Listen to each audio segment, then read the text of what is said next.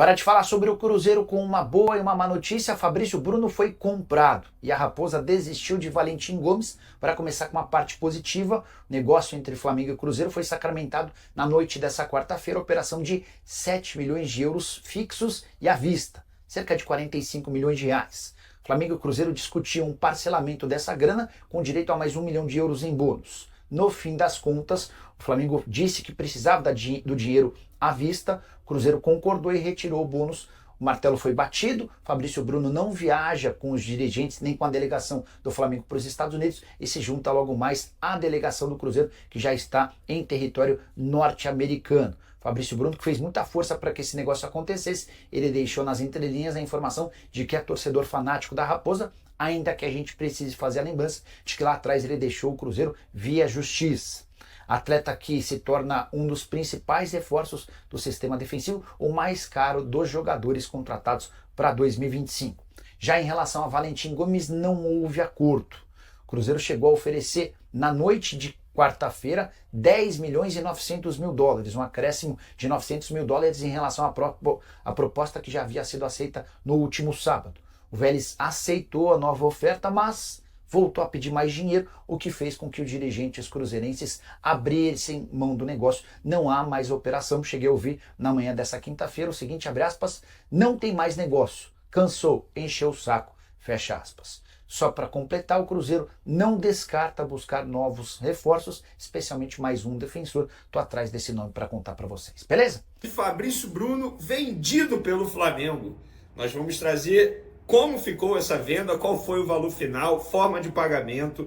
Nós vamos trazer todos os detalhes aqui para vocês. Muita curiosidade sobre essa negociação que muita gente acha que foi rápida, mas não foi rápida não, sabe por quê? A proposta foi feita ao Flamengo antes mesmo da posse do novo presidente BAP, que aconteceu lá no meio de dezembro. Vocês não sabiam dessa. A negociação está em andamento há quase um mês entre Flamengo e Cruzeiro. Demorou por conta da troca de gestão. Essa situação começou no começo de dezembro, assim que o André Cury assumiu a carreira do Fabrício Bruno. E desde então, o Fabrício Bruno conversa com o André Cury. E aí o André Cury chegou para o Fabrício Bruno e falou, olha só, eu sei que você tem a pretensão de ir para a Europa nesse momento, eu tenho aqui uma possibilidade de você poder ir para o Cruzeiro. Você topa? O Cruzeiro foi o time que revelou o Fabrício Bruno, ele teve uma passagem por lá. O Fabrício Bruno, no primeiro momento, falou, eu topo. Topo sim, porque estou vendo que eles estão formando um bom time, tem o Pedrinho, é perto da minha família, minha cidade, onde eu já morei, não vou ter risco de adaptação, muito pelo contrário, seria gostoso jogar lá, mas será que o Fernando Diniz vai querer me usar? E aí começou. Fernando Diniz entrou em contato com o Fabrício Bruno e disse, olha só, eu topo receber você aqui, você seria o meu zagueiro titular, conto com você. Fabrício Bruno conversou, por exemplo, também com o Gabigol durante esse período, Gabigol que estava indo para o Cruzeiro, conversou com o Dudu também durante esse período, conversou com o Alexandre Matos, dirigente do Cruzeiro, conversou com o Pedro Lourenço, que é o dono da SAF do Cruzeiro. E aí começou o trabalho do André Cury para buscar essa proposta oficial do Cruzeiro. No dia 10, eu acho, ou não, no dia 11, se não me engano, no dia 11 de dezembro, chegou a primeira proposta para o jogador. O jogador topou, beleza. Proposta salarial, beleza, eu topo, não sei o quê. E agora, como fazer no Flamengo? Porque o Flamengo vai trocar de gestão. E aí começou aquele jogo de paciência, porque o BAP ainda não havia assumido a caneta, não tinha acontecido ainda aquela cerimônia de posse que aconteceu ali no meio de dezembro, e aí eles tiveram que esperar essa posse. Teve a posse. O André Cury entrou em contato com o Boto, que todo mundo já sabia que seria o diretor do Flamengo, e lá na Europa, o Boto ainda como profissional do time croata, o Boto ouviu do André Cury o desejo do Fabrício Bruno de deixar o Flamengo.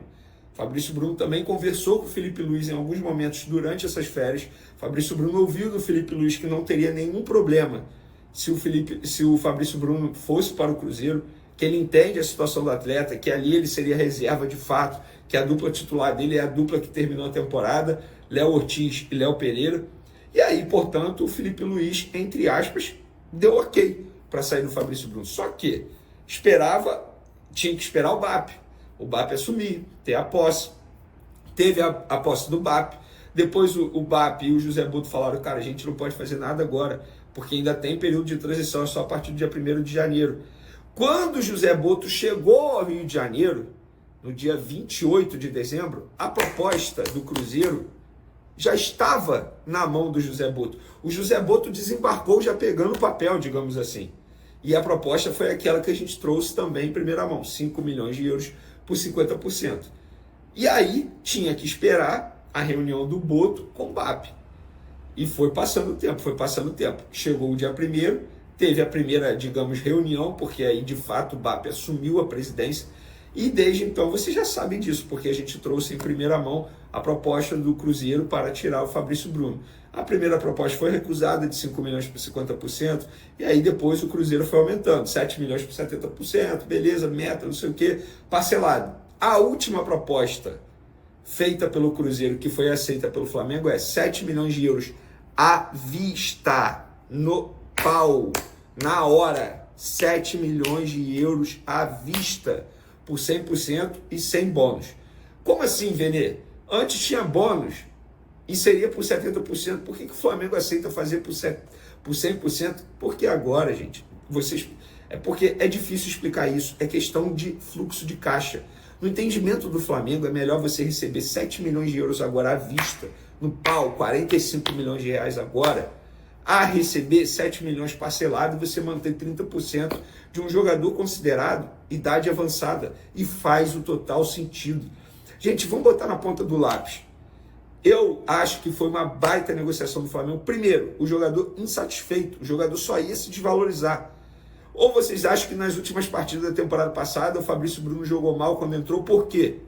Porque ele estava insatisfeito, ele não estava feliz. Ele se tornou reserva de um dia para o outro e ele não iria se tornar titular. Porque ele não se tornou reserva, não foi porque ele caiu de rendimento, foi por uma escolha do treinador.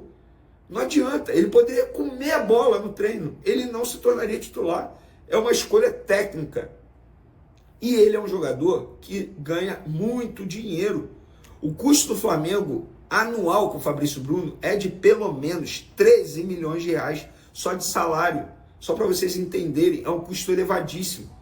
Então o Flamengo pensou o quê? Pô, o jogador vai completar 29 anos, só vai se desvalorizar. Quem vai pagar 7 milhões de euros à vista no meio da temporada? Ninguém. Ah, mas o West Ham ofereceu tanto. Gente, ele ofereceu tanto. Aquilo foi uma loucura. Aquilo não acontece de novo. Mesmo que ele volte a ser titular, mesmo que ele volte a ser convocado para a seleção brasileira, ninguém vai oferecer aquilo. E na ocasião o Flamengo aceitou, foi o jogador que não quis ir. Então o jogador só iria se desvalorizar, não iria render se ele entrasse em campo, porque é questão de cabeça, estava infeliz, bicudo, imagina, todo dia, infeliz, não ia dar certo. O Felipe Luiz entende de bastidor da bola, o Felipe Luiz já foi jogador, ele sabe que um jogador insatisfeito no elenco não vai fazer bem ao ambiente. Então você bota isso tudo e com 7 milhões de euros na mão, no cash, você consegue uma reposição à altura, eu não tenho dúvidas disso.